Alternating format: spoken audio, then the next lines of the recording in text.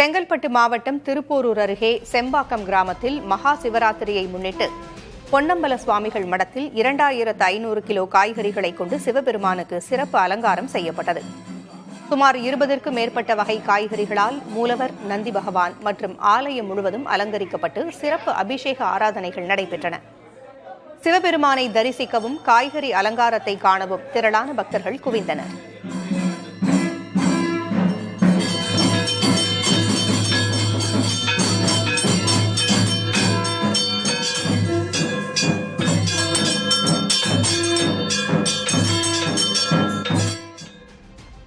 மகா சிவராத்திரியை முன்னிட்டு விருதுநகர் மாவட்டம் சதுரகிரி சுந்தர மகாலிங்கம் கோவிலில் ஆயிரக்கணக்கான பக்தர்கள் குவிந்துள்ளனர்.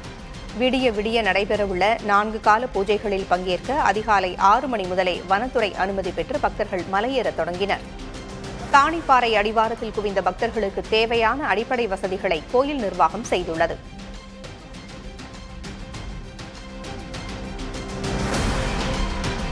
கடலூர் மாவட்டம் பன்ருட்டி அருகே உள்ள திருவதிகை வீரட்டானேஸ்வரர் கோவிலில் மகா சிவராத்திரியை முன்னிட்டு 500 கிலோ அரிசியை கொண்டு பிரம்மாண்ட சிவன் ஓவியம் வரையப்பட்டது. 10 சிற்ப கலைஞர்கள் கொண்ட குழு சுமார் 12 மணி நேரம் கடுமையாக உழைத்து இந்த திருநீலகண்டர் ஓவியத்தை உருவாக்கினர். அரிசியில் பல்வேறு வண்ணங்களை கலந்து நேர்த்தியாக வரையப்பட்ட இந்த ஓவியம் பார்ப்போரை மெய்சிலிர்க்க வைக்கிறது.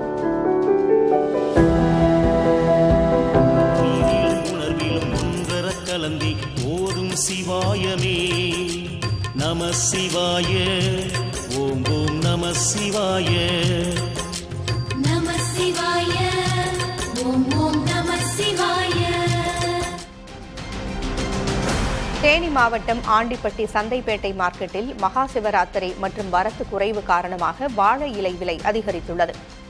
கடந்த வாரம் ஒரு கட்டு வாழை இலை 700 முதல் 800 ரூபாய் வரை மட்டுமே ஏலம் போன நிலையில் தற்போது ஒரு கட்டு 2500 ரூபாய் வரை விற்கப்படுகிறது. விலை உயர்வால் வாழை விவசாயிகள் மகிழ்ச்சி அடைந்துள்ளனர்.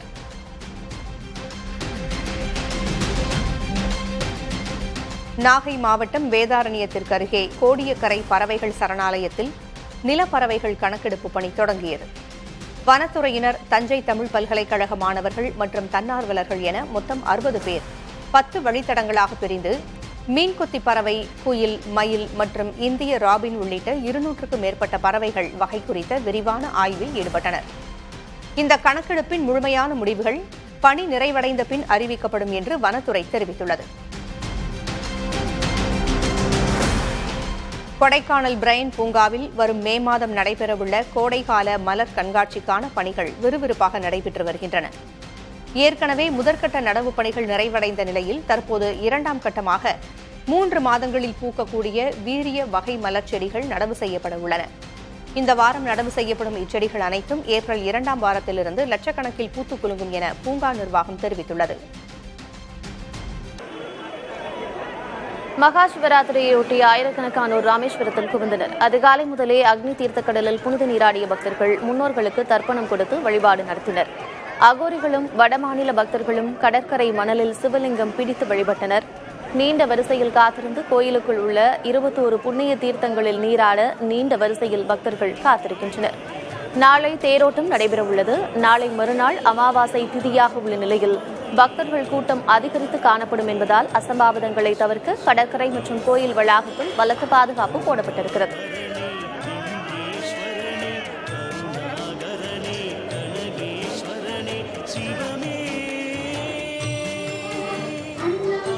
கன்னியாகுமரி மாவட்டத்தில் உலக புகழ்பெற்ற மகா சிவாலய ஓட்டம் கோலாகலமாக தொடங்கியுள்ளது. 106 கிலோமீட்டர் தொலைவில் அமைந்துள்ள 12 சிவன் கோயில்களை நோக்கி பக்தர்கள் ஓடியும் நடந்தும் சென்ற வண்ணம் உள்ளனர்.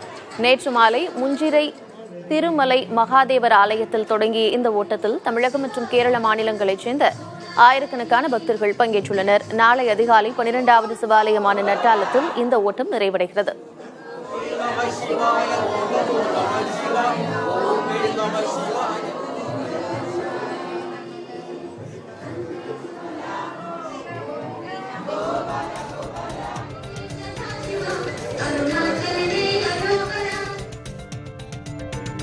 புதுச்சேரி ஆரோவில் அருகே ஆலங்குப்பத்தில் அங்காள பரமேஸ்வரி அம்மன் கோயில் மயான கொள்ளை உற்சவத்தை முன்னிட்டு பக்தர்களுக்கு மிளகாய் பொடி அபிஷேகம் நடந்தது.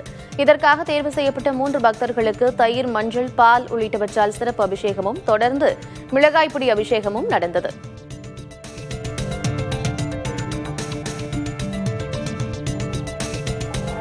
திருவாரூர் மாவட்டம் திருத்துறைப்பூண்டியில் உள்ள புகழ்பெற்ற பிறவி மருந்தீஸ்வரர் ஆலயத்தில் மகா சிவராத்திரியை முன்னிட்டு நாட்டியாஞ்சலி விழா வெகு சிறப்பாக நடைபெற்றது.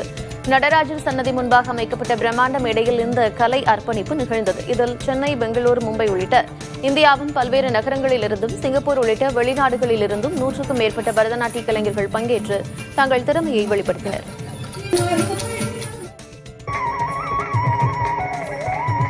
மயிலாடுதுறை மயூரநாதர் ஆலயத்தில் நாட்டியாஞ்சலி விழா விமரிசையாக நடைபெற்று வருகிறது. விழாவின் 3ஆம் நாளில் சுவிட்சர்லாந்து மற்றும் ஆஸ்திரேலிய கலைஞர்களுடன் சென்னையைச் சேர்ந்த மாணவிகளின் சிவநவ பக்தி நாட்டிய நாடகம் அரங்கேறியது. மார்க்கண்டேயர் புராணம் மற்றும் மயிலாடுதுறையை சுற்றியுள்ள சிவ தலங்களின் வரலாறுகளை தத்ரூபமான உடை அலங்காரங்களோடு கலைஞர்கள் மேடையில் கண்முன்னே கொண்டு வந்தனர்.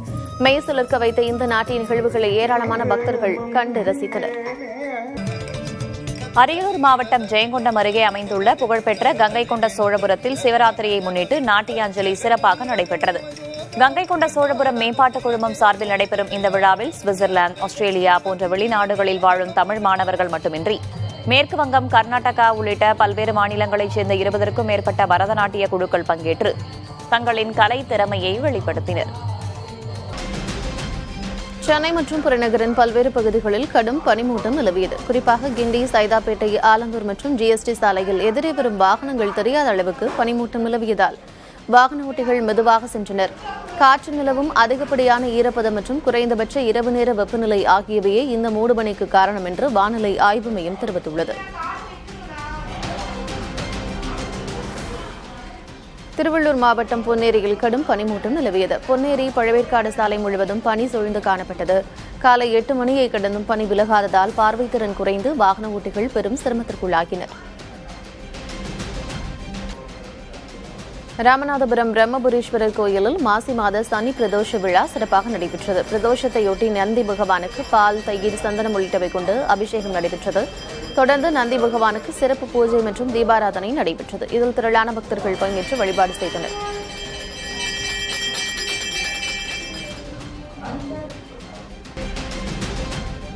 தமிழகத்தின் முக்கிய ஆற்றங்கரை நாகரிகங்களுக்கு இணையான ஒரு தொன்மை நாகரிகம் பாலாற்றின் கரையில் அமைந்திருப்பதற்கான சான்றுகள் கிடைத்துள்ளதாக வரலாற்று பேராசிரியர் மதுரை வீரன் தெரிவித்துள்ளார். கடந்த 17 ஆண்டுகளாக செங்கல்பட்டு சுற்றுவட்டார பகுதிகளில் கள ஆய்வு மேற்கொண்டு வரும் மதுரை வீரன் பாலாற்று படுகையில் சங்ககால சோழ நாணயங்கள், பல்லவர் கால நாணயங்கள், சுடுமண்ணால் ஆன தவழும் குழந்தை உருவம், உலோக காதணிகள் மற்றும் இரும்பு ஆயுதங்களை கண்டறிந்துள்ளார். மேலும் இந்த பகுதியில் முறையான ஆய்வு மேற்கொள்ள கோரிக்கை விடுத்துள்ளார். சிவகங்கை மாவட்டம் கீழடியில் திறக்கப்பட்ட திறந்தவெளி அருங்காட்சியகத்தை பிரபல செஸ் மாஸ்டர் விஸ்வநாதன் ஆனந்த் கண்டு ரசித்தார். கீழடியில் அகழாய்வு நடந்த இடங்கள் 24 கோடியே 30 லட்சம் ரூபாய் செலவில் திறந்தவெளி அருங்காட்சியகமாக மாற்றப்பட்டது. இந்நிலையில் அருங்காட்சியகத்தில் காட்சிப்படுத்தப்பட்டுள்ள தொல்பொருட்களை செஸ் மாஸ்டர் விஸ்வநாதன் ஆனந்த் தனது குடும்பத்தினரோடு பார்வையிட்டு ரசித்தார். அவினாஷி நீதிமன்ற வளாகத்தில் குப்பைகளை எரிக்கும்போது மர்ம பொருள் வெடித்து தீ விபத்து ஏற்பட்டது. இதில் யாருக்கும் காயம் ஏற்படவில்லை. சேயூர் சாலையில் உள்ள வட்டாட்சியர் அலுவலக வளாகத்தில் நீதிமன்றம் தொடர்பான காலாவதியான பொருட்கள் உள்ளிட்ட குப்பைகள் அகற்றப்பட்டு எரிக்கப்பட்ட போது திடீரென வெடிப்பு ஏற்பட்டுள்ளது. வெடிப்பால் அருகிலிருந்த குப்பைகளில் தீப்பற்றி எரிந்தது. தீயணைப்புத் துறையினர் தீ பரவாமல் கட்டுப்படுத்தினர். வெடிப்பு அதிர்வால் அருகிலிருந்த கடைகளில் சேதம் ஏற்பட்டதாக தெரிகிறது.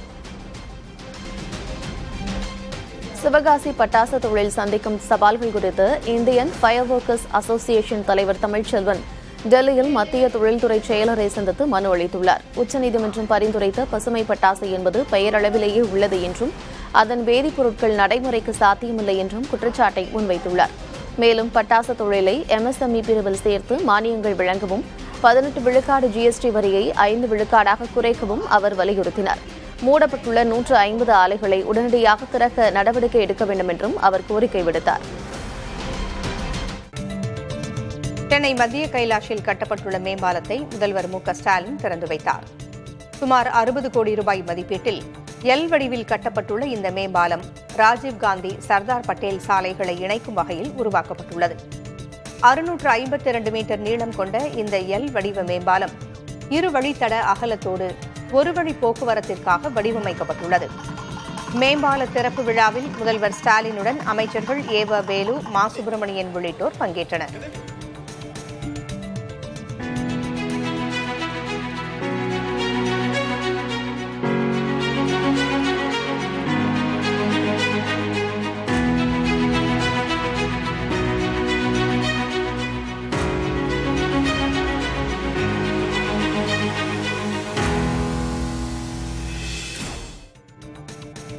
ஏழை மக்களின் பசிப்பிணியை ஒழிக்கும் வகையில் திமுக அரசு பல்வேறு திட்டங்களை செயல்படுத்தி வருவதாக முதல்வர் மு க ஸ்டாலின் தெரிவித்துள்ளார்.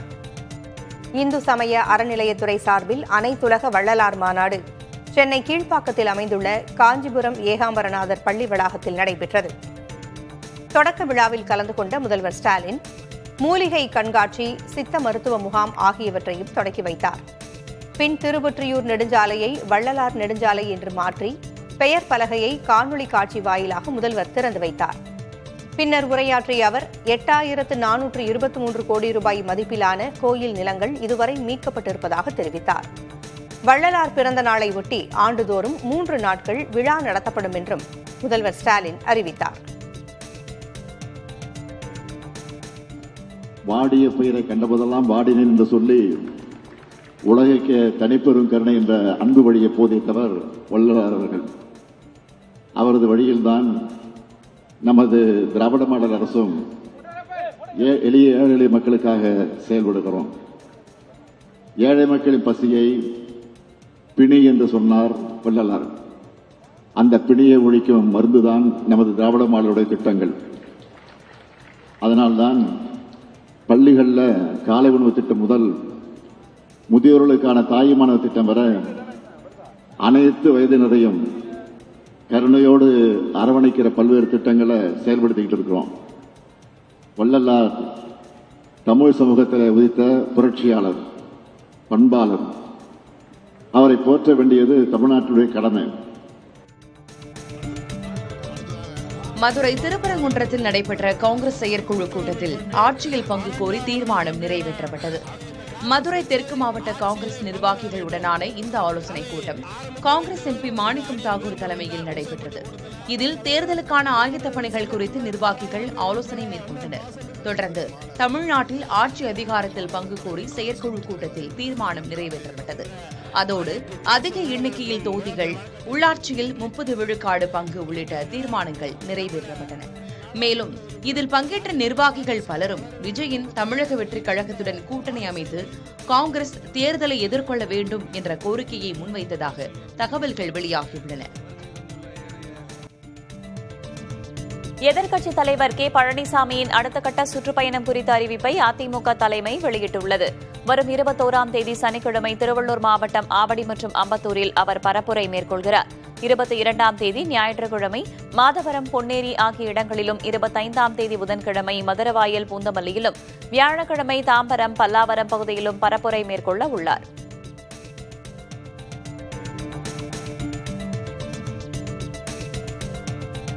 மகளிர் உரிமைத் தொகை 2000 ரூபாயாக உயர்த்தி வழங்கப்படும் என்று அதிமுக அறிவித்தது தோல்வி பயத்தால்தானே என்று தமிழ்நாடு காங்கிரஸ் கமிட்டி தலைவர் செல்வ பெருந்தகை கேள்வி எழுப்பினார். சென்னை சைதாப்பேட்டையில் 100 நாள் வேலை திட்டத்தின் பெயரை மாற்றிய மத்திய அரசுக்கு எதிராக நடைபெற்ற போராட்டத்தின் போது செய்தியாளர்களிடம் பேசிய அவர், 100 நாள் வேலை திட்டத்தில் மாநில அரசுகள் 40% நிதி தர வேண்டும் என்ற நிபந்தனை மாநில அரசுகளுக்கு நிதிச் சுமையை ஏற்படுத்துவதாக கூறினார். அவங்க அறிவிச்சாங்களே உரிமை தொகை, நாங்க வந்தா கொடுப்பேன், அது என்ன பயம்? இது பயம்னா அது பயம் இல்லையா? இல்லைங்க, தேர்தல் வாக்குறுதி எது கொடுத்தாங்க? நாங்க அதாவது இருங்க, ஏழை எளிய மக்களுக்கு, கிராமப்புற மக்களுக்கு எக்கனாமிக் டெவலப்மெண்ட், எக்கனாமிக் குரோத், பொருளாதார ஏற்றம், அது யார் செஞ்சாலும் நாங்கள் வரவேற்போம். பெண்கள், எங்களுடைய கிராமப்புற பெண்கள் இன்னும் வறுமையில் இருக்காங்க. எங்க கிராமப்புறத்தில் இருக்க தாய்மார்கள் இன்னும் சங்கடத்தில் இருக்கிறார்கள். அவர்களுக்கு எவ்வளவு கொடுத்தாலும் நாங்கள் வரவேற்போம். இதில் அரசியலே கிடையாது. கொடுங்க, அரசு பணம் கொடுங்க, தனியார் பணம் கொடுங்க, யார் பணம் வேணாலும் கொடுங்க. ஆனால் எங்க கிராமப்புற பெண்களுக்கு பொருளாதார மேம்பாடு அடைவதற்கு உதவி செய்யுங்கள். இதை பிறர் செய்யறாங்கன்னா அதை குற்றம் சொல்ல வேண்டாம். அப்போ நீங்கள் கடந்த வாரம் அறிவிச்சிங்க, அதுக்கு பேர் அரசியல் இல்லையா?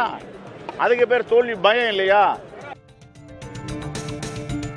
சென்னையில் நாய்கள் துரத்தியதில் கீழே விழுந்த நபர் அறுவை சிகிச்சை செய்து கொள்ள நேர்ந்துள்ளது. கடந்த மாதம் காரப்பாக்கத்தில் உள்ள ஒரு அடுக்குமாடி குடியிருப்பு வளாகத்தில் ரத்தீஷ் என்பவரை நாய்கள் துரத்தியுள்ளன. அவற்றிடமிருந்து தப்பி ஓடும்போது கீழே விழுந்த அவருக்கு வலது தோள்பட்டையில் எலும்பு முறிவு ஏற்பட்டுள்ளது. இதன் காரணமாக தற்போது ரத்தீஷ் அறுவை சிகிச்சை செய்து கொண்டுள்ளார்.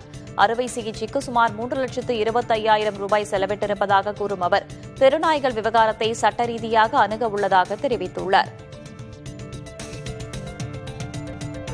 அம்மா ஆட்சி அமைய வேண்டும் என்று சொன்னவர்கள் தேசிய ஜனநாயக கூட்டணிக்கு ஆதரவளிக்க வேண்டும், இல்லை என்றால் அவர்களது முகத்திரை கிழியும் என்று அமமுக பொதுச் செயலர் டிடிவி தினகரன் கூறினார். மதுரையில் செய்தியாளர்களை சந்தித்த அவரிடம் ஓ பன்னீர்செல்வம் தேசிய ஜனநாயக கூட்டணிக்கு வருவாரா என்ற கேள்வி எழுப்பப்பட்டது. அதற்கு பதிலளித்த அவர், அம்மா ஆட்சி அமைய வேண்டும் என்று சொன்னவர்கள் தங்களுக்கு என்ன பலன் என்று பார்க்காமல் அம்மா ஆட்சி அமைய துணை நிற்க வேண்டும் என்றும், இல்லை என்றால் அம்மாவின் தொண்டர்களும் பொதுமக்களும் அவர்களை ஒதுக்கிவிடுவார்கள் என்றும் கூறினார்.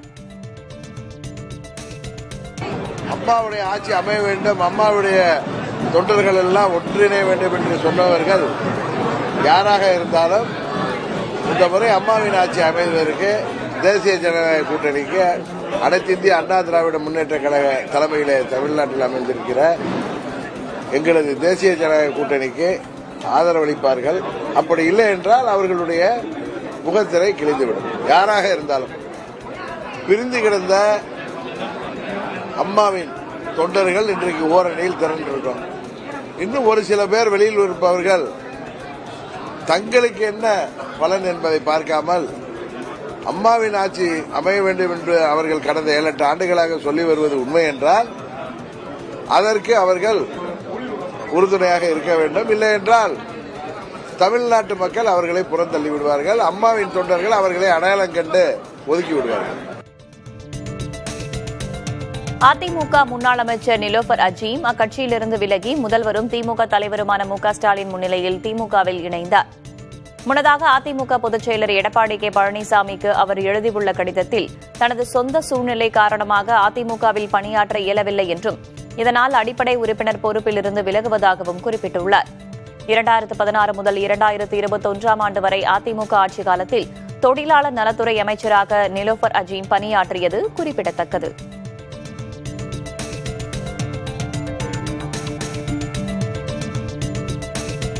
அண்ணாவே தம்மை பார்த்துதான் கட்சி ஆரம்பித்தார் என்று கூட விஜய் சொல்வார் என துணை முதல்வர் உதயநிதி ஸ்டாலின் கிண்டலாக விமர்சித்துள்ளார். மதுரையில் செய்தியாளர்களிடம் பேசிய அவர், மகளிர் உரிமை தொகையாக 5,000 ரூபாய் விடுவிக்கப்பட்டதற்காக முதல்வர் ஸ்டாலினுக்கு பெண்கள் நன்றி தெரிவித்து வருவதாக குறிப்பிட்டார்.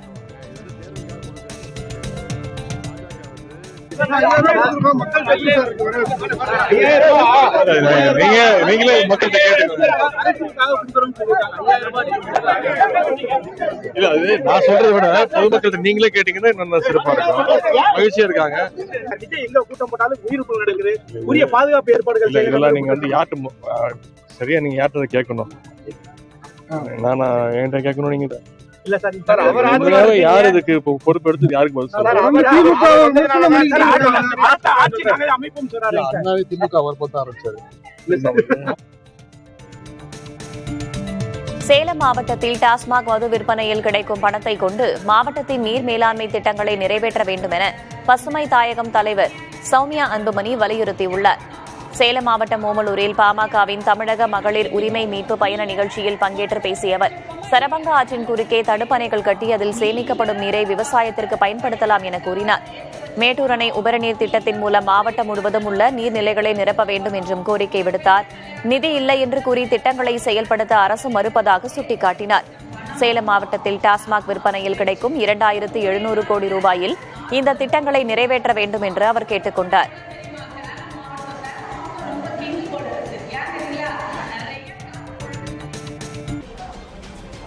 சென்னை காசிமேடு மீன் சந்தையில் மக்கள் ஆர்வமுடன் மீன்கள் வாங்க குவிந்தனர். காலை வழக்கத்திற்கு மாறாக பனிப்பொழிவு ஏற்பட்ட போதிலும் அசைவ பிரியர்கள் மீன்கள் வாங்க அதிக அளவில் குவிந்தனர். மேலும் வரத்து அதிகரிப்பால் மீன்களின் விலை கடந்த வாரத்தை விட சற்றே குறைந்தே காணப்பட்டது. இதனால் மக்கள் அதிக அளவிலான மீன்களை போட்டி போட்டு வாங்கி சென்றனர்.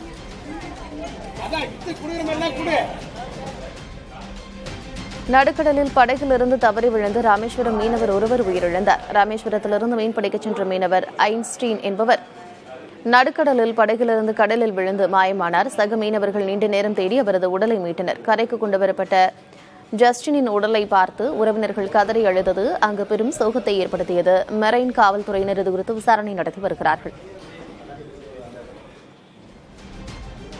புதுக்கோட்டையில் தமிழக நாட்டுப்புற மேடை கலைஞர்கள் சங்கம் சார்பில் கலை விழா நடைபெற்றது. விழாவில் கட்டைக்கால் ஆட்டம், மேஜிக் ஷோ, நையாண்டி மேளம் என்ற பல்வேறு நிகழ்ச்சிகள் களை கட்டின. குறிப்பாக கரடி வேடம் அணிந்த கலைஞரின் நடனம் பலரையும் கவர்ந்தெழுக்கும் வகையில் அமைந்தது.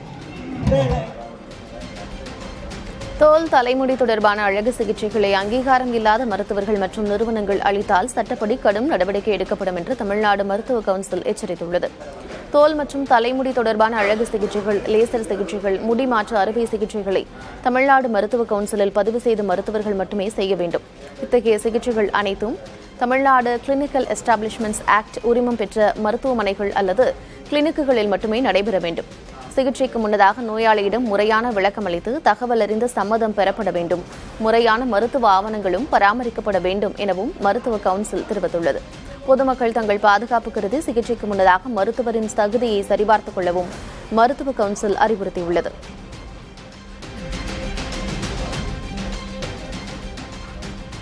வாகன விபத்தில் உயிரிழந்த ராணுவ வீரரின் உடலை வாங்க மறுத்து உறவினர்கள் போராட்டத்தில் ஈடுபட்டனர். கன்னியாகுமரி மாவட்டம் கைதோடு பகுதியைச் சேர்ந்த குமாரதாஸ் என்ற ராணுவ வீரர் ராஜஸ்தானில் ஏற்பட்ட வாகன விபத்தில் உயிரிழந்த நிலையில் அவரது உடல் சொந்த ஊருக்கு கொண்டுவரப்பட்டது.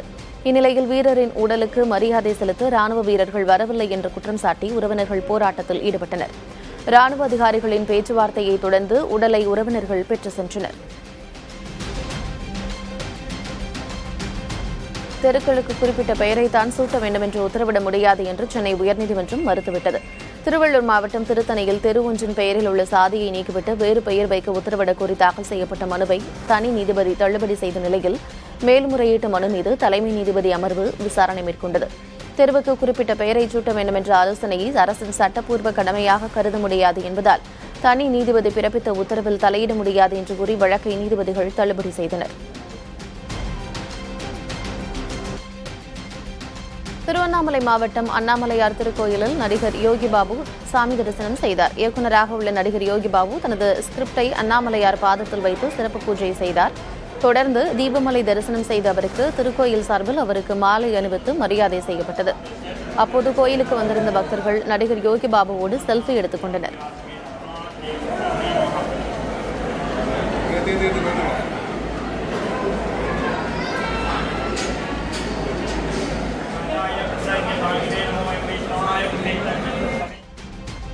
ராமநாதபுரம் மாவட்டம் பரமக்குடி அருகே நகரம் கிராமத்தில் சிவராத்திரியை முன்னிட்டு வடமாடு மஞ்சுவிரட்டு போட்டி நடைபெற்றது. இதில் மதுரை, சிவகங்கை என்று சுற்றுவட்டார மாவட்டங்களைச் சேர்ந்த 12 காளைகள் மற்றும் மாடுபிடி வீரர்கள் பங்கேற்றனர். போட்டியில் பிடிபடாத காளைகளின் உரிமையாளர்கள் மற்றும் காளைகளை அடக்கிய மாடுபிடி வீரர்களுக்கு பரிசுகள் வழங்கப்பட்டன. அஸ்ஸாமிலிருந்து கொல்கத்தாவுக்கு புறப்பட்ட இண்டிகோ விமானம் வெடிகுண்டு மிரட்டலால் அவசரமாக தரையிறக்கப்பட்டது. விமானத்தின் கழிவறையில் லிப்ஸ்டிக்கால் எழுதப்பட்ட வெடிகுண்டு மிரட்டல் கண்டுபிடிக்கப்பட்டது. இதனையடுத்து விமானத்தை தரையிறக்கி சோதனை செய்யப்பட்டதில் மிரட்டல் வெறும் புரளி என்று தெரியவந்தது. திருப்பத்தூரில் திமுக வடக்கு மண்டல முகவர்களுக்கான பயிற்சி மாநாடு நடைபெற்றது. அப்போது திறந்தவெளி வாகனத்தில் கருப்பு, சிவப்பு நிறமுடைய துண்டினை சுழற்றியவாறு திமுக தலைவரும் முதல்வருமான மு.க.ஸ்டாலின் மாநாட்டிற்கு வருகை புரிந்தார். தொடர்ந்து திமுக தொண்டர்கள் மற்றும் மேடையில் இருந்த அமைச்சர்கள் எம்.ஆர்.கே. பன்னீர்செல்வம், காந்தி உள்ளிட்டோரும் துண்டை சுழற்றியவாறு முதல்வருக்கு உற்சாக வரவேற்பு அளித்தனர். இந்த காட்சிகள் தற்போது சமூக வலைதளங்களில் வைரலாகி வருகின்றன.